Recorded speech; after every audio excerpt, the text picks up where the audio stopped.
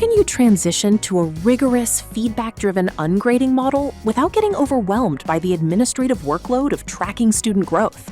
Try using Gemini to instantly generate tailored, deep-thinking self-assessment frameworks based on your course's learning outcomes. Let's look at a business strategy module focused on competitive analysis and market differentiation. Open Gemini and upload your learning outcomes, or just paste them into the prompt box. Then follow up with this prompt. Analyze these business course learning outcomes.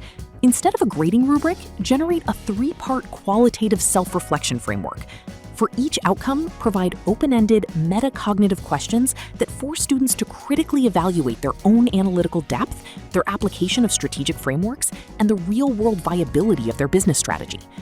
The model provides structured, open-ended metacognitive prompts that shift the focus from chasing points to genuine intellectual growth, inspiring students to engage in deep self-assessment before submitting their work. To extend this idea, why not use Gemini to help students build their end-of-term portfolios?